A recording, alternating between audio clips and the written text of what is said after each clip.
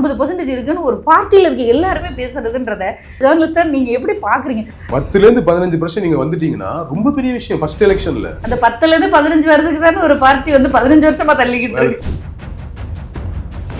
திமுகவுக்கும் டிவிக்கு போட்டின்னு சொல்றீங்க. ஆனா திமுகவுக்கு போட்டி ஆகிற அளவுக்கு என்ன வேலை செஞ்சீங்க? இதான் ஃபர்ஸ்ட் எலெக்ஷன் போது உங்களுக்கு ஆல்ரெடி வாக்கு சதவீதம் இல்லை. அப்புறம் எப்படி நாங்க ஒத்துக்கணும் டிஎம்கே வெர்சஸ் டிவிக்கு?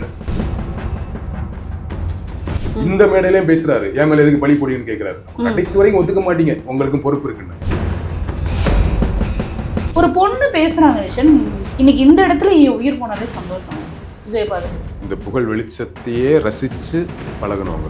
வந்துட்டீங்கன்னா எனக்காக என்ன பேசுறாங்க என்ன செய்யறாங்கன்னு பாருங்க. எதுக்கு இப்ப பின்னாடி ஓடி நம்ம ரசிகளா இருந்திருக்கிறோம் எல்லாருக்கும். இது மாதிரி ஓடுனது இல்லை. இறங்கி செவுள்ளே ஒன்று விட்டாருன்னு வச்சுக்கோங்க. ஒரு ஃபேன் அறிவில்லை பின்னாடி ஓடி வர, ஏற்கனவே செத்து போயிட்டாங்களே, ஏமாதான் அந்த பழியெல்லாம் விடும் அப்படின்னு ஒன்று விட்டாருன்னா திருந்துவாங்க. பழி போடுற அரசியல்ன்றது காலங்காலமா இருக்கு. ஆட்சிக்கே வரல, கட்சி ஆரம்பிச்சு 2 வருஷத்துல இவ்வளோ பழி இது மட்டும் தான் நடக்குது. பழி அவர் ஏத்துக்கிட்டா தானே இப்போ வரைக்கும் பழி போடுங்கன்னு சொல்றாரு. அப்புறம் எப்படி அவனுக்கு இந்த சென்ஸ் வரும்? 41 மணி நானும் ஒரு காரணம் ஆகிட்டேன், இந்த மனுஷுக்கு ஒரு வார்த்தை சொல்லியிருந்தா நான் கொஞ்சமாச்சும் மாறி இருப்பான். ஆனா டிவிக்கே திட்டுற மாதிரி ஒரு ஆளுங்களை நான் இப்போ வரைக்கும் பார்ப்பேன். ஏன்னா முந்தானத்து வரைக்கும் அஜித் ஃபேன்ஸையும் அஜித்தையும் ரஜினி ஃபேன்ஸையும் ரஜினியை திட்டிட்டு இருந்து வந்தானே. திடீர்னு வந்துட்டீங்கன்னா அவன் திருந்திடுவானா? ஏன்னா அவன் திட்டியே வளர்ந்துருக்கான். ரஜினி எங்கேயாவது சொல்லியிருக்காரு என் ஃபேன்ஸ் யாரும் இது மாதிரி போய் திட்டாதீங்க, விஜய் திட்டாதீங்கன்னு யாராவது சொல்லியிருக்காரு? அவங்க பேச விட்டு பாலாபிஷேகம் பண்ண விட்டு சாக விட்டு அவன் வெயில்ல பின்னாடி ஓட விட்டு பார்த்து பழகணும்.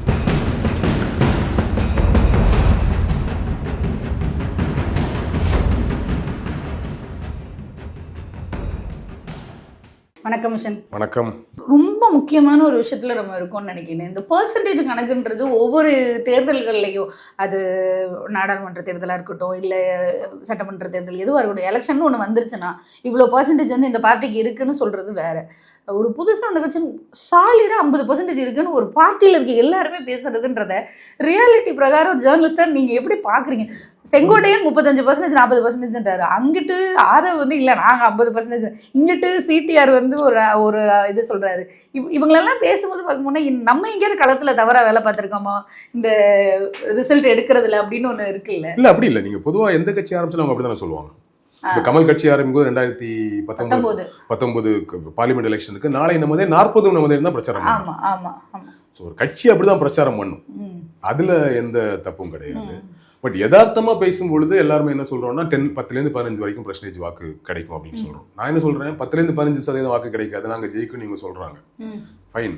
ஆனா 10-15 உங்களுக்கு கிடைக்குன்னு சொல்றதே பெரிய விஷயங்கிற, அதை புரிஞ்சுக்கோங்கன்ற. அந்த 10-15 வரதுக்கு தானே ஒரு பார்ட்டி வந்து 15 வருஷமா தள்ளிக்கிட்டு இருக்கு. 10-15% நீங்க வந்துட்டீங்கன்னா ரொம்ப பெரிய விஷயம் ஃபர்ஸ்ட் எலெக்ஷன்ல. வேலையை செய்யாம, புரியுதா? அது ரொம்ப முக்கியமான பாயிண்ட். ரொம்ப முக்கியமான பாயிண்ட். நீங்க எந்த வேலையும் செய்யல, கரூர் மாதிரி ஒரு பெரிய இன்சிடென்ட் நடந்திருக்கு, தொடர்ச்சியா மக்களா நிக்கல, பேச்சுல பெரிய முன்னேற்றம் இல்ல, அரசியல பெரிய புரிதல் இருந்துக்கிற மாதிரி தெரியல, அதே பேசிட்டு இருக்கீங்க. திமுக டிவிக்கே ஸ்டாலின் விஜயனே பேசிட்டு இருக்கீங்களே தாண்டி, பேச்சை தாண்டி எதுவும் இல்லை. திமுகவுக்கும் டிவிக்கு போட்டின்னு சொல்றீங்க. ஆனா திமுகவுக்கு போட்டி ஆகிற அளவுக்கு என்ன வேலை செஞ்சீங்க? அதான் கரெக்ட்.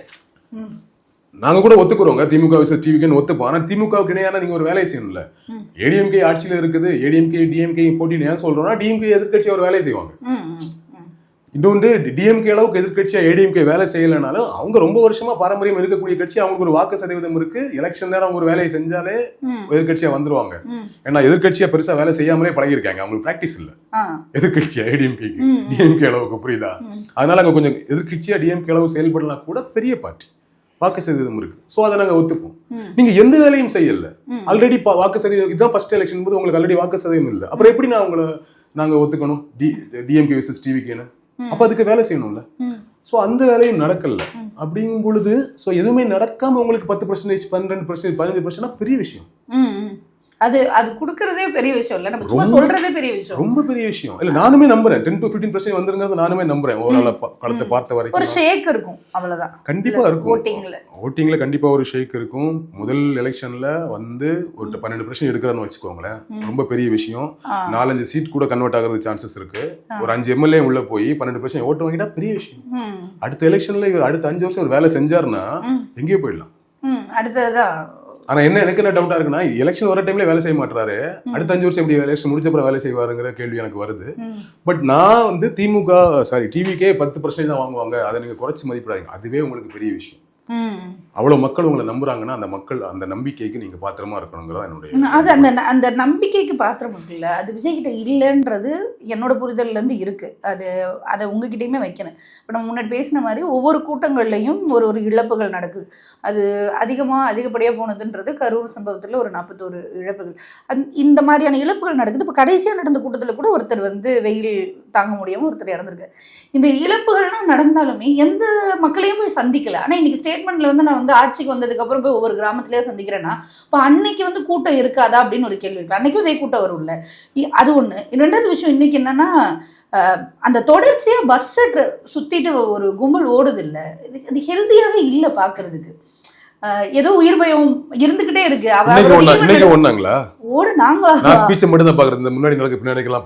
கண்டினியூஸா ஓடுறாங்க. ஒரு தலைமையா வந்து இதை பண்ணாதீங்க, கோவப்பட்டு உங்க உயிருக்கு ஆபத்து ஏதாவது பண்ணாதீங்கன்னு சொல்லணும். 4 மணி நேரம் நான் வந்து போக ஆகும், அதனால நீங்க வந்து இப்படி பஸ் பின்னாடி ஓடி வராதீங்கன்னா குறைந்தபட்ச மனிதாபிமானம் கூட எங்கேயும் இல்லையா அப்படின்னு விஜயை பார்த்து கேட்க தோணுது. ஒரு பொண்ணு பேசுறாங்க விஷன், அந்த இது ஸ்டார்ட் பண்றதுக்கு முன்னாடி, இன்னைக்கு இந்த இடத்துல உயிர் போனாலே சந்தோஷம் விஜயை பார்த்துட்டு. இது சரி ரொம்ப பயமா இருக்கு. எக்ஸாக்ட்லி பாலிடிக்ஸ் நினைக்கிறத தாண்டி ஃபியூச்சரை நினைச்சு ரொம்ப பயமா இருக்கு அப்படின்றத என்னோட பெர்ஸ்பெக்டிவ்ல இருக்கு. நடிகர்ல 2 வகை. ஸ்டார்ஸ்னாலே உங்களுக்கு வந்து அவங்க வெறுமனே கட் அவுட்டுக்கும் பாலாபிஷேகத்துக்கும் இந்த கூச்சலுக்கும் கூட நமக்காக தேட்டரில் ஸ்க்ரீனுக்கு மேலே ஏறுறான், ஸ்க்ரீனை கிழிக்கிறான், ட்விட்டரில் நமக்காக சண்டை போடுறான், நமக்கு இவ்வளோ ஃபாலோவர்ஸ் இருக்கிறாங்க, நம்ம வெளியே போனால் கூட்டம் கூடுது, அதில் வண்டியிலேருந்து கீழே நம்ம ஃபஸ்ட் ஷோக்கு ஒருத்தன் வண்டியிலேருந்து கீழே வந்து சேர்த்துட்டான், இப்படியே பார்த்து பழகினவங்க, இந்த புகழ் வெளிச்சத்தையே ரசித்து பழகினவங்க, இந்த இவ்வளோ கூட்டத்தை ஆக்கப்பூர்வமாக மாற்றணும்னு நினைக்கிறவங்க இருக்காங்களான்னு சொல்ல முடியாது, ரொம்ப குறைவாக தான் இருப்பாங்க. இப்போ நான் சொன்னேன்னா ஸ்பெசிஃபிக்காக சொன்னால் நீங்கள் கமல் ஃபேன் அப்படி பேசுவீங்கன்னு சொல்கிறீங்கிறதுனால கொஞ்சம் யோசிக்கிறேன் கமல் ஃபேனை சொல்கிறது. ஓகேவா? எனிவேஸ் அவர் அப்போவே கூட்டம் கூடும்போது இந்த கூட்டத்தை இப்படியே போன வேலைக்காக முதல் முறையாக ரசிகை மன்றத்தை நற்பணி மன்றமாக மாத்துறாரு. தேவையில்லாமல் நான் அரசியலுக்கு வர போகிறேன், ரஜினி மாதிரி எப்போ வருவேன் எப்படி வருவேன்னு தெரியாதுலாம் சொல்லி உசுப்பேத்தல. சர்க்கிம்ஸ்டன்சஸ் இஷ்யூனால திடீர்னு பாலிடிக்ஸ் வரனாரு, சொன்ன மாதிரி கட்சி ஆரம்பிச்சார், எலெக்ஷன் என்னாரு, தோத்தாரு, திருப்பி படம் நடிக்க போனார், இப்போ ஒரு பக்கம் வந்து எம்பி ஆயிட்டாருன்னு வச்சுக்கோங்களேன். யாரையும் ஏமாத்தல, இந்த ரசிகை கூட்டத்தை யூஸ் பண்ணல, தேவையில்லாம நீ கூட்டம் போடு கோஷம் போடுன்னு சொல்லவே இல்லை. அந்த மாதிரி பர்சன்ஸ் ரொம்ப ரேர் தான். அது யூஸ்வலாவே கமர்ஷியல் ஸ்டாருக்கும் சினிமா விரும்ப கமர்ஷியலா பார்க்காத ஸ்டாருக்குமான வித்தியாசம். ஓகேவா? நீங்க கேரளால பாத்தீங்கன்னா மம்முட்டி கிட்டே கமலுக்கு இருக்கு இதே தன்மை இருக்கும், மோகன்லால் கிட்ட அந்த தன்மை இருக்காது, ரஜினி கிட்ட அந்த தன்மை இருக்காது, கமல் கிட்ட இருக்கும். அவங்க படத்துலயும் அப்படிதான் இருப்பாங்க. விஜயும் கிட்டத்தட்ட கமர்ஷியல் ஆர்டிஸ்ட், விஜயும் கிட்டத்தட்ட கமர்ஷியல் ஸ்டார். அவர் இந்த மாசுக்கும் இந்த கூட்டத்துக்குமே பழகினவர். அப்போ அவர் என்ன பண்ணிட்டாருன்னா அரசியலுக்கு வரும் அதை ரசிச்சார், ஸோ அதை ரசிச்சுட்டே இருந்தார். ஓகேவா? அதோட வெளிப்பாடு தான் இது. இன்னைக்கு அது அட்லீஸ்ட் எனக்கு பின்னாடி நீங்க சொல்றீங்க 4 மணி நேரத்தை சொல்றாரு, அட்லீஸ்ட் பின்னாடி ஓடாதீங்கன்னு சொன்னாருன்னு நான் சந்தோஷப்படுறேன். புரியுதா? அது பெருசா சொல்றது இல்லை. இப்போ அந்த கரூர் இன்சிடென்ட்க்கு அப்புறம் தான் ஒரு 1-2 இடங்கள்ல அந்த தம்பி கீழே இறங்குப்பான்னு சொன்னதாகட்டும், அட்லீஸ்ட் ஒரு 2-3 இடத்துல இதை பேசியிருக்காரு. விஜயகாந்த் ஆரம்பத்துல பேசுவார். விஜயகாந்தும் நடிகராக இருந்து வந்தவர் தானே இல்லையா? அவருக்கும் கூடாத கூட்டமா கமல் பேசியிருக்காரு, எல்லா அரசியல் கட்சி தலைவர்களுமே பேசியிருக்காங்க. இவருக்கு அது குறைவா தான் இருக்கு, ரொம்ப குறைவா இருக்கு. அதை கண்டிப்பா அதுல இருந்து சரியாகணும். ரசிகர்களை சொல்லணும், சினிமாவில் போய் பார்த்த வந்துட்டீங்கன்னா எனக்காக என்ன பேசுறாங்க என்ன செய்யறாங்கன்னு பாருங்க. எதுக்கு இப்ப பின்னாடி ஓடி நம்மளும் ரசிகர்களா இருந்திருக்கிறோம், எல்லாருக்கும் இது மாதிரி ஓடினது இல்லை. இப்ப நம்ம ஊர்ல விஜய் வராருன்னா நானுமே இப்ப நான் தீவிரமான கமல் ஃபேனா இருந்தா கூட நான் என்டர்டைன்மெண்ட் விஜய் தான் பார்த்து வளர்ந்தேன். ஆனா இப்ப விஜய் எங்க வரானா நான் ஓடி போய் உள்ள போய் விட போறேன், வீட்டு மொட்டை மேல அதுக்கு பார்ப்பேன் அதிகபட்சம் இல்லையா? அவ்வளவுதான். அந்த தன்மையோட இருங்க. ரொம்ப முக்கியமாக இப்போ நம்ம இந்த தொண்டர்கள் ரசிகர்கள் பண்ணுற வேலையை பார்க்கும்போது நீங்கள் சொன்னீங்கல்ல ஏன் இப்படி பண்ணுறாங்கன்னு கேட்குறீங்களா, அவங்களோட எக்ஸ்ட்ரீம் கோர் எங்கே வரைக்கும் போகுதுன்னா குழந்தையோட வந்து குறுக்க நிப்பாட்டுறது, முன்னாடி வண்டி மேலே ஏறுறது. இன்றைக்கி வந்து 2 பொண்ணுங்க வந்து பைக் ஓட்டிட்டு போயிட்டு குறுக்கட்டு வீடியோ எடுத்துகிட்டு போகிறது, இது எக்ஸ்ட்ரீமாக விழுறது, இதெல்லாம் கண்டினியூஸாக பார்த்துட்டு இருக்கும்போது இவங்களை ஆர்கனைஸ் பண்ணுறது நீங்கள் சொல்கிற மாதிரி அந்த தலைமை அதை செய்யவே இல்லை. திரும்ப திரும்ப நம்ம கோரிக்கை வைக்கிறோம்னு தெரியும், அவர் வந்து வீட்டுக்குள்ளே உட்காந்துட்டு இது மாதிரிலாம் என்ன பேசுகிறாங்க இது மாதிரிலாம் வந்து பேசுகிறாங்கன்னு ஒவ்வொரு கூட்டத்துலையும் ரிப்ளை பண்ணுறாரு. அட்லீஸ்ட் இதை பேசுறதையாவது கேட்டுட்டு வந்து ரிப்ளை பண்ணாங்க. அந்த இடத்துக்கு கூட ஏன் விஜய் வரமாட்டாருங்கும் போது இறங்கி செவுள்ளே ஒன்று விட்டாருன்னு வச்சுக்கோங்க ஒரு ஃபேன், அவருக்கு அந்த உரிமை இருக்கு. அறிவு இல்ல, பின்னாடி ஓடி வர, ஏற்கனவே செத்து போயிட்டாங்களே, ஏமாதான் அந்த பழியெல்லாம் விடும் அப்படின்னு ஒண்ணு விட்டாருன்னா திருந்துவாங்க. இல்ல அவர் வேணும்னே பண்றாருன்னு நான் அதுக்குதான் சொல்ல வர்றேன். அவங்க இப்படியே வளர்ந்தவங்க.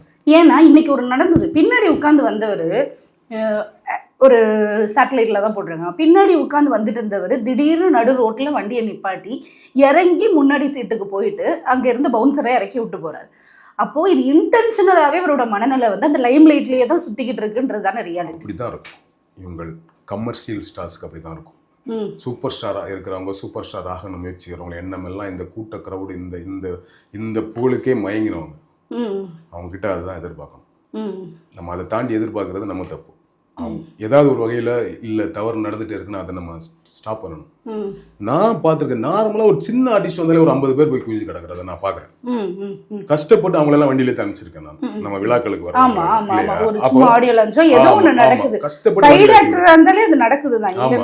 அது இயல்பாகவே அந்த மென்டாலிட்டி இருக்கு. அப்படி இருக்க வேணாம். படிச்சிருக்கிறோம், நம்ம இந்தியாவிலே பெரிய சமூகம், படிச்ச சமூகம்னு பீத்திக்கிறோம் இல்ல, அறிவார்ந்த சமூகம், தமிழ் சமூகம் போல் அறிவார்ந்த சமூகம் மேடைக்கு மேடைக்கு பீத்திக்கிறோம். தமிழில் இருப்பது போல் உலகத்தில் எதுவும் இல்லை என்றோம். அப்ப இந்த கல்ச்சரும் இந்த மொழியும் உங்களுக்கு என்ன கத்து தந்திருக்கு? நான் இந்த பழியை தூக்கி அவரோட ரசிகர்கள் எல்லாம் போட விரும்புறேன். அவங்க அப்படிதான் இருப்பாங்க. நீங்க புரிஞ்சுக்கோங்க. 41 பேர் சேர்த்து உங்களை பார்க்கவே வரல. அவரு இந்த மேடையிலயும் பேசுறாரு, என் மேல எதுக்கு பழி போடுன்னு கேட்கிறாரு. அப்ப கடைசி வரைக்கும் ஒத்துக்க மாட்டீங்க, உங்களுக்கும் பொறுப்பு இருக்குன்னு. நான் மொத்த பழியும் விஜய் மேல போடல. அரசுக்கும் பங்கு இருக்கு, போலீஸுக்கும் பங்கு இருக்கு, ஆனா விஜய்க்கும் பங்கு இருக்கு, விஜய்க்கும் பொறுப்பு இருக்கு. கடைசி வரைக்கும் பொறுப்பு ஏத்துக்காம இன்னைக்கும் பேசுறீங்கல்ல. அப்ப இவர் எப்படி இப்படி ஒரு பொறுப்பேற்காத மனுஷன் பின்னாடி எதுக்கு ஓடுறீங்க? நீங்க ஓடாதீங்க. ஆக்சுவலி குறைஞ்சிருக்கும். அது நமக்கு ஓடுறவங்களை மட்டும் தெரியுது. ஓடாமல் என்னவங்க இருக்காங்களா, அவங்க நிறைய பேர் இருப்பாங்க, நமக்கு தெரியாதுல்ல. ஓடவனை மட்டும் பார்த்துட்டே இருக்கும். எனக்கு அந்த இந்த கேள்வியை நான் உங்ககிட்ட குறிப்பா வைக்கிறதுக்கான காரணமே, எல்லா சேனலையும் நீங்க ஓபன் பண்ணி ட்ரோன் ஷாட்டை பார்த்தீங்கன்னா அவ்வளோ கும்பல் தெரியுது. அந்த பஸ் வந்து ஒரு எறும்பு மாதிரி தெரியுது. அந்த வண்டி அவர் போற வாகனம்ன்றது ஒரு எறும்பு மாதிரி தெரியுது. சுத்தி இருக்கிறவங்க தான் அப்படியே அடைச்சிட்டு நிக்கிறாங்க. ஏதோ ஒரு அசம்பாவிதம் நடக்குதுன்னா திரும்பவும் அப்ப யார் மேல பழி போடுவாங்க? இப்ப இது எப்படின்னா பழி போடுற ஒரு அரசியலா தான் மாறிட்டு இருக்கு. பழி போடுற அரசியல்ன்றது காலங்காலமா இருக்கு. நாங்க இதை பண்ணிட்டோம், நீங்க கட்சியில இது நடந்துருச்சு, உங்க கட்சியில அது நடந்துருச்சுன்னு போடுறது வேற. ஆட்சிக்கே வரல, கட்சி ஆரம்பிச்சு 2 வருஷத்துல இவ்வளோ பழி இது மட்டும் தான் நடக்குது. ஒரு ஒரு ஒரு விதமான பயம் இருக்குல்ல. மக்கள் எதை நோக்கி போறாங்க? இன்னைக்கு இருக்க யங்ஸ்டர்ஸ்க்கு பழைய வரலாறுகள் தெரியலன்றது ஒண்ணு. ஆனா இவங்க போய் சேர்ந்திருக்க இடம் வந்து தெளிவான இடம் இல்லைன்றது ஒண்ணு. அப்ப ஃபியூச்சர் என்னவா இருக்கும்? ஃபியூச்சரோட யங்ஸ்டர்ஸோட மனநிலை இல்ல அரசியல் சார்ந்த செயல்பாடுகள் என்னவா இருக்கும்? இன்னும் அதிகமா வேலை பார்க்கணுன்றது இந்த கட்சிகள், பழைய கட்சிகளுக்கு தோணுமா அப்படின்ற கேள்வியெல்லாம் இருக்கு. ஆக்சுவலி யூஸ்வலா எல்லா காலகட்டத்தையும் ரசிகர்கள் இப்படிதான் இருப்பாங்க, யங்ஸ்டர்ஸ் இப்படிதான் இருப்பாங்க. அவங்களுக்கு இந்த ஹிஸ்டரி தெரியாது. இன்னைக்கு நாம அனுபவிக்கிற பலன்கள் எல்லாமே போராட்டத்தால் விளைந்த பலன்னு தெரியாது. அவனுக்கு இன்னைக்கு இருக்கிற குறை மட்டும் தான் தெரியும். ஓகேவா? இந்த போராட்டத்தின் விளைவுதான் இன்னைக்கு நம்ம நல்ல சாலை, நல்ல கல்வி, நல்ல வாழ்வாதாரம் எல்லாம் வந்திருக்குங்கிறதே அவனுக்கு தெரியாது. 100 வருஷம் வரலாறு அவனுக்கு தெரியாது. அவனுக்கு இன்னைக்கு கிடைத்த பலனை போக கிடைக்காத இஷ்யூஸ் இருக்குல்ல, குறைகள் மட்டுமே அவனுக்கு கண்ணு தெரியும். அதனாலதான் அவன் மாற்றம் வேணும் போறது. ஓகேவா? ஒரு கட்டத்துக்கு மேல அவன் மாறிடுவான். ஸோ அந்த மாற்றம் வேணும் போற கூட்டத்துல வேணும்னு நினைக்கும் போது குறைகளை மட்டுமே பார்த்துட்டு இப்ப இந்த குறைகளை இவங்களே சரி பண்ணிடுவாங்க. இங்க டெவலப்மெண்ட் நடந்துட்டு இருக்கு. இனிமே அப்டேஷன் தான் தேவை. அந்த அப்டேஷனை திமுகவே பண்ணிடும். அதை விட பெட்டரா பண்றதுக்கு ஒருத்தர் வந்தா சந்தோஷம். வர்றவங்க யாரும் பெட்டரா இல்லைங்கிறதுனாலதான் அவங்களே நின்று இருக்காங்க. வருஷம் எல்லா எலெக்ஷன் ஒரு புது பார்ட்டி வருது இல்ல. ஏன் அவங்களால வர முடியலன்னா வர்றவங்க யாரும் இவங்களோட பெட்டர் ஸ்கீம்ஸோட வரல. மற்றபடி மாற்றத்துக்கெல்லாம் ரெடி தான். வர்றவங்க பெட்டரா இருந்தா சூஸ் பண்ண போறோம் இல்லையா? அதுதான் விஷயம். சோ இப்ப மாற்றத்துக்கு வேண்டி மென்டாலிட்டியிலே இந்த பழைய போராட்டங்கள் வரலாறு தெரியாத இளம் கூட்டம் மாற்றத்தை எதிர்நோக்கி இருக்கும் பொழுது அந்த மாற்றத்தின் சொல்லிட்டு வர்றவர் ஒரு பெரிய ஸ்டாரா இருந்தா அவனுக்கான ஆளு. அப்போ அது ஸ்பாயில் தான், அரசியல் ஸ்பாயில். என்ன ஆகுது? மாற்றத்துக்கு வர்றவங்க கமலா இருக்கிறது இவரோட கொஞ்சம் கிரௌடு கம்மியா இருந்தது. ஏன்னா கமல் 60 வயசுக்கு மேல வந்தார். கமல் 10 வருஷம் முன்னாடி வந்தது இதே கதை தான். புரியுதா? அவர் லேட்டா வந்தா அந்த கூட்டம் இந்த அளவுக்கு கொஞ்சம் ஏஜ் மெச்சூரிட்டி ஆயிட்டாங்க. டேஞ்சரான கிரௌட் அது தெரியல. இவர் உண்மையாவே ஒரு சொல்ற மாதிரி உண்மையாவே பீக்ல இருக்கும்போது வராரு. ரொம்ப யங்ஸ்டர்ஸ் ஃபேன்ஸா இருக்காங்க. 15 வயசு 25 வயசு வரைக்கும் இருக்கும் தீவிரமான ஃபேனா இருக்காங்க. குட்டில இருந்தே இருக்குங்க. குழந்தைங்க இருக்காங்க. அந்த குழந்தைகளை விடுங்க. சோ இந்த மாதிரி வந்து கூட்டம் கூடி வண்டிக்கு பின்னாடி ஓடுற கிரௌட சொல்றேன். அப்ப என்ன ஆகுது? அவனுக்கு ஆல்ரெடி ஒரு மாற்றம் வேணும்ன்றான். சும்மாவே எதுக்கு மாற்றம் இஸ் ஃபைன். எதுக்கு மாற்றம் வேணும்? என்ன ஸ்பெசிபிக்கா சொல்லணும்னா தெரியாது. சும்மா சொல்றது. எவ்வளவு நாள் தான் திமுக ஆளும்? திமுக அதிமுக தான் அதிகமா இருக்கு. அப்படி அப்ப எவ்வளவு நாள் தான் 2 பேரும் ஆள்றது? வேற ஏதாவது கொடுப்போம். அவ்வளவுதான். கரெக்டா? சோ அவனுக்கு இந்த இடம் தனக்கு தெரிஞ்ச ஒரு நபர் வரும்போது அவன் இன்னும் வந்து விழுறான், அக்ரெசிவா விழுறான். இது இரண்டு பக்கமும் நடக்க வேண்டியது. ஒன்று தலைமையும் அதை முறைப்படுத்தணும், தொடர்ந்து பேசணும். இவங்களும் ஐயோ தப்பு பண்ணக்கூடாது. நான் என்ன சொல்றேன், இப்படி ஒரு இஷ்யூ நடக்குது இல்ல, ஒரு மரணம் நடக்குது, ஒரு விபத்து நடக்குது, அந்த பழியெல்லாம் விஜய் மேல தானே விழுது. அது நடக்க கூடாதுன்னா எக்ஸாக்ட்லி அந்த சென்ஸ் வேணும்ல இவனுக்கு. இப்போ உங்க தலைவர் மேல பழி விழுது, அந்த சென்ஸ் வேணும்ல. அந்த சென்ஸ் இல்ல. அதுக்கு இன்னொரு காரணம் இருக்கு. பழி அவர் ஏத்துக்கிட்டா தானே இப்போ வரைக்கும் பழி போடிங்கன்னு சொல்றாரு. அப்புறம் எப்படி அவனுக்கு அந்த சென்ஸ் வரும்? அவர் அந்த வீடியோ முதல் வீடியோலயே எனக்கும் ஒரு பொறுப்பு இருக்கு, தெரிஞ்சோ தெரியாமலோ இந்த 41 மரணத்துக்கு நானும் ஒரு காரணம் ஆயிட்டேன், இந்த மனுஷுக்கு ஒரு வார்த்தை சொல்லியிருந்தா இவன் கொஞ்சமாச்சும் மாறி இருப்பான். வேற மாதிரி. ஆமா, அவன் என்ன நினைக்கிறான், நம்ம தலைவர் மேல வேணும் பழியை போட்டா நான் இன்னும் நினைக்கிறான். ஏன்னா அதுக்கான ஹூக் பாயிண்ட் எடுத்து கொடுத்தது விஜய் தான். ஆமா. சோ அப்ப ரெண்டு பக்கமும் அந்த விஷயம் நடக்கல, அக்செப்டன்ஸ் இல்ல. அதனால அவன் இன்னும் தொடர்றான். தலைவர் மேல தப்பு ஒண்ணும் இல்ல, தலைவர் கிளியரா தான் இருக்கிறார். இந்த போலீஸ் எல்லாம் சேர்ந்துதான் வெசோசி போட்டு கொண்டாங்கன்றான் இன்னும் இல்லையா. அந்த கடந்த எலெக்ஷன்ல ஜெயிச்ச ஒரு வட இந்தியருங்கிறதுனால கேப்பார் கேள்வியில் ஆளை பார்த்து கொண்டாருங்கன்றான். கேட்க முடியாதுல்ல, வேற ஒரு ஆளை கொல்ல பண்ணிட்டான்றான். இல்ல ஸ்டில் அவன் பண்ணிட்டே தான் இருக்கிறான். அப்ப இந்த மாதிரிலாம் பேசாதீங்க. அப்ப முதல்ல அது வழக்கு நடந்துட்டு இருக்காது, என்னன்ட்டு அவங்க பாத்துப்பாங்க, ரெண்டுல பேசணும். ஆனா என்ன பண்ற, வழக்கு நடந்துரும் என்ன பேசுறாரு, என் இதுக்கு பழிய போடுறீங்கன்றாரு. அப்புறம் எப்படி பரஸ்பரம் ரெண்டு பக்கமுமே இல்ல. இது பழி தீர்க்கிற அரசியல் மாதிரி கொண்டு போறாரு அவரு.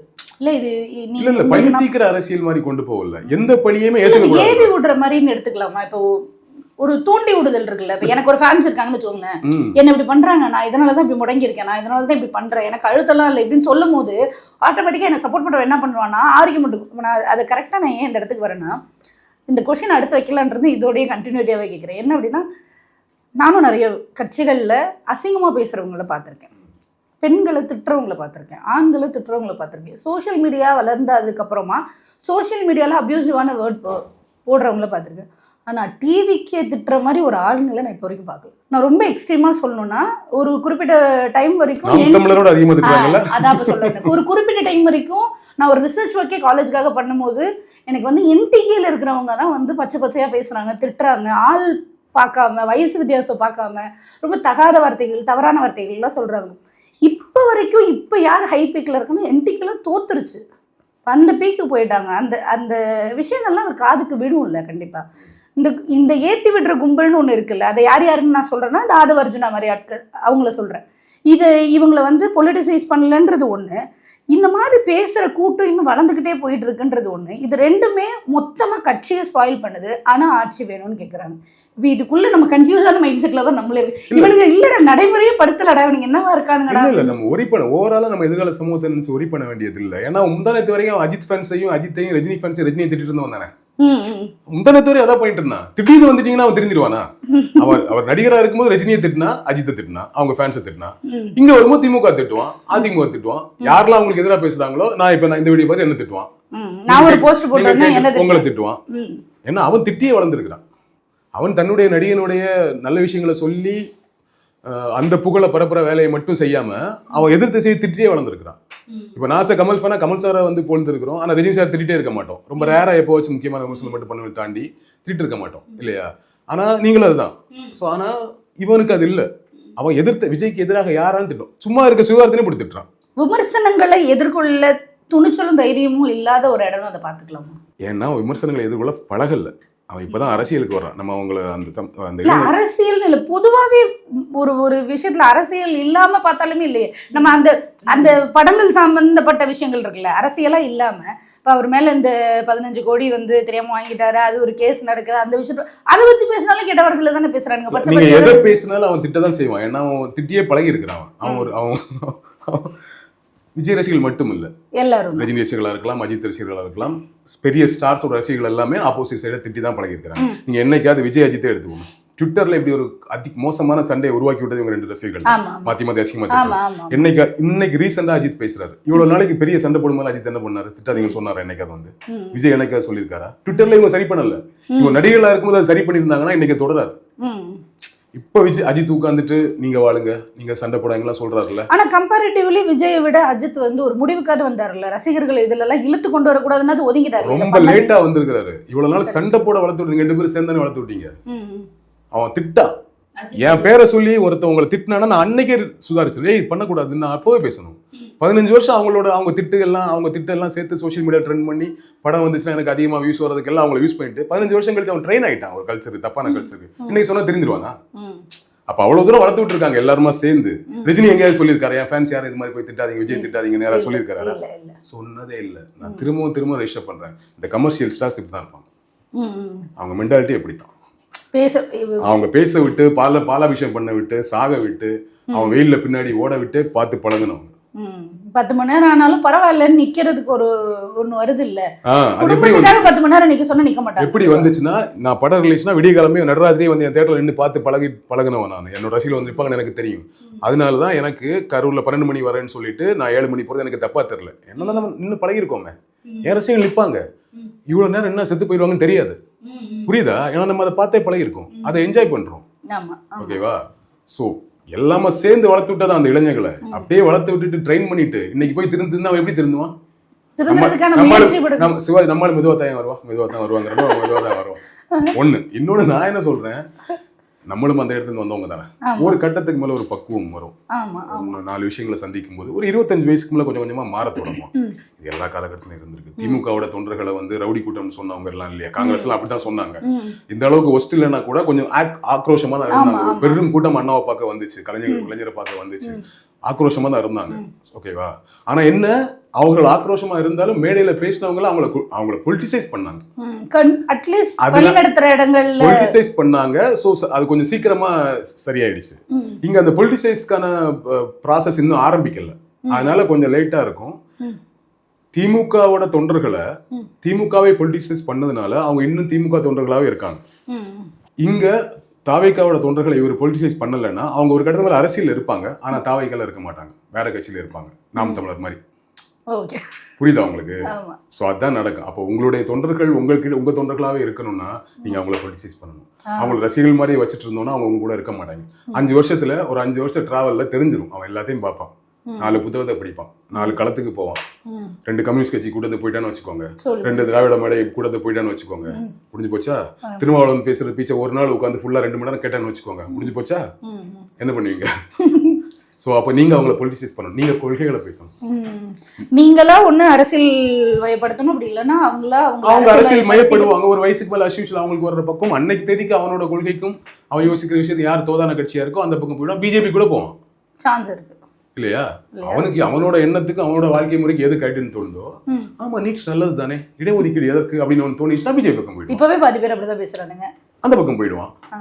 இல்ல இங்க சமூக நீதி தான் முக்கியம், திராவிடம் தான் முக்கியம்னா திமுக பக்கமா அதிமுக பக்கம் போவான் இல்லையா? ஏதோ ஒரு பக்கம் போனோம், அவனுக்கு போய்தான் தீருவான். அப்ப போக விட உங்களுக்கே உங்க சுயலாபத்துக்காகவாது அவங்களை பொலிட்டிசைஸ் பண்ணுங்க. அதான் என்னுடைய வேண்டுகோள். அதான் இதுல இன்னொரு விஷயம், இந்த லெகசி திருட்டு இருக்குல்ல, அந்த விஷயம் வந்து ஒரு ஜேர்னலிஸ்ட் சொன்னதுக்கு அப்புறம் நான் ரொம்ப நுணுக்கமா பார்க்கும்போது லெகசி திருட்டு வேலையை வந்து விஜய் வந்து தொடர்ச்சியா பண்றாரு. என்ன லெகசி திருட்டுனா, எம்ஜிஆர் பேரை சொல்லி தன்னை கம்பேர் பண்ணி வர்றது. இன்னைக்கு ஏதோ அண்ணா டாபிக் எடுத்திருக்காரு. ஒவ்வொரு மேடைகள்லையும் அவர் யார் ஒரு ஆளை எங்கேயோ ஒரு இடத்துல அஞ்சலையம்மாள் பத்தி பேசுவாரு, இல்ல வேற ஏதாவது ஒரு தலைவரை பத்தி பேசி அந்த மாதிரி இருந்தவங்களே இப்படி வந்துட்டாங்க, நான் அப்படி வரேன். இது லெகசி திருட்டு இல்லை. இதை வச்சே ஒரு ஆளால அரசியல் பண்ண முடியுமான்னு கேட்டா அது விஜய் பண்றாரு. சினிமாலே அவர் அப்படித்தானே வந்தாரு. ரஜினிகாந்த் பத்தி பேசினாரு, விஜயகாந்த் பத்தி பேசினாரு, அப்புறம் ஒரு கடத்துல எம்ஜிஆர் பத்தி பேச ஆரம்பிச்சாரு. அதெல்லாம் ஒன்றும் தப்பு இல்லைங்க, இந்த லெகசி திருட்டு எல்லாம் ஒன்றும் டேஞ்சர் கிடையாது. ஸோ அது ஒன்றும் ப்ராப்ளம் இல்லை. விஜய் கிட்ட எனக்கு இன்னும் பிடிச்ச விஷயம் என்னன்னா, அவர்கிட்ட போதாமைகள் இருந்தாலும் சுணக்கங்கள் இருந்தாலும் தமிழ்நாட்டுக்கு எதிராக எதுவும் பேச மாட்டாரு. பெருசா கவனிச்சிருக்கீங்களா? எதிராக பேச மாட்டாரு. ஆனா வந்து பிஜேபி எவ்வளவு பண்ணாலும் அமைதியா இருப்பாரு. அது கிட்டத்தட்ட மறைமுக உதவியா இருக்கும். நேரடியா வந்து ஏன் நீட் நல்லதானெல்லாம் பேசிட்டு இருக்க மாட்டாரு. அது வரைக்கும் பிரச்சனை இல்லை.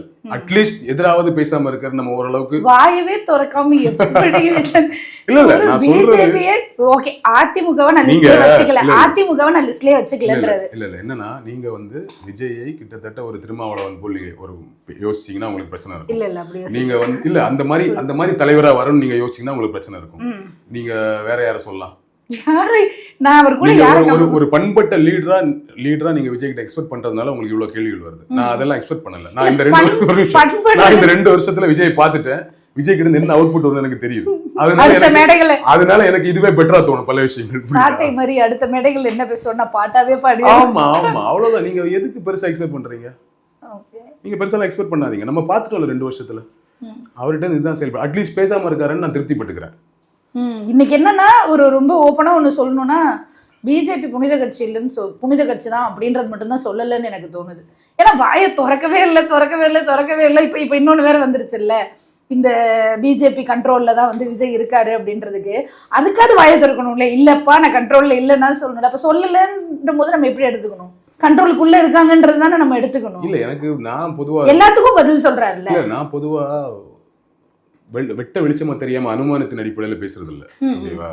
இப்ப கமல் வரும்போது பிஜேபி பண்ணோம், கரெக்டா சொன்னோமா? பிஜேபி பி டீம்னு, பிஜேபி பின்னாடி தெரியும் சொன்னோமா? இன்னும் எந்த பக்கம் இருக்காரு அந்த மனுஷன்? அப்ப அநியாயமா தானே பழி போட்டீங்க. நான் படிக்கதானே ஒரு டார்ச் லைட் எடுத்து உடைச்சிட்டு வந்தேன். அப்ப அநியாயமா தானே பழி போட்டீங்க அவரை, இல்லையா? அப்படிதானே கருதப்படுகிறது. அதனால நான் வந்து ரொம்ப முன்கூட்டியே முன் அனுமானத்துல எல்லாம் பேசல. வரட்டும், எலெக்ஷன் வந்துருச்சு, பேசட்டும். ஆனா கமல் வந்து பேசவே இல்லையா? பிஜேபி பத்தி பேசவே இல்லையா? அவரு பேசிருக்காரு. அப்புறம் இவர் பேசவே இல்லையே. இப்ப நீங்க கமல் நான் அதான் சொல்றேன், கமல் வந்து பிஜேபி அகைன்ஸ்டா பேசிருக்காரு. நீங்க நம்ம கம்பேர் பண்ணும்போது பிஜேபிக்கு அகைன்ஸ்டா பேசிருக்காரு. ஆனாலும் நம்ம பிஜேபியோட இன்னொரு பி டீம்னு சொன்னோம். ஆனா எல்லா இடங்களையும் ஒரு பிஜேபிக்கு அகைன்ஸ்டா பேசிருக்காரு. ஸ்டேட் கவர்மெண்ட்டையும் பேசிருக்காரு, சென்ட்ரல் கவர்மெண்ட்டையும் பேசிருக்காரு, மக்களோட பிரச்சனைகளும் பேசிருக்காரு. அந்த இடத்துல இருந்து நம்ம கமலை பி டீம்னு சொன்னது தப்புன்றதை புரிஞ்சுக்கிறோம். ஆனா இவர் பேசவே மாட்டாரு. இவரை பத்தி, பிஜேபி பத்தி பேசவே மாட்டாரு. அதனால சந்தேகங்கள் வருது. அதெல்லாம் புரிஞ்சுக்கிறேன், உங்க சந்தேகத்தை நான் புரிஞ்சுக்கிறேன், மதிக்கிறேன், அந்த உணர்வுக்கு மதிப்பளிக்கிறேன். ஓகேவா? அது எனக்கு பிரச்சனை இல்லை.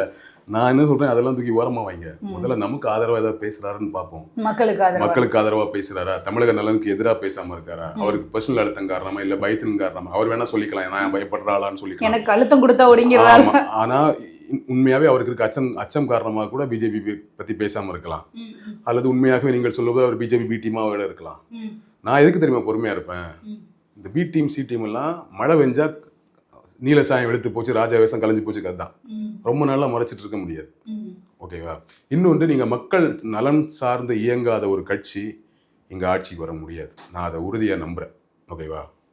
அப்படி இல்லைன்னா வரலாம், மக்கள் நலன் சார்ந்து யோசிக்காத ஒரு கட்சியும் ஆட்சிக்கு வரலாம் பிஜேபி மாதிரி. ஆனா அதற்கு ஒரு பெரிய செயல் திட்டமும் நீண்ட கால உழைப்பும் வேணும். 100 வருஷம் வேலை செஞ்சு ஒரு பலன் அடைகிறாங்கல்ல.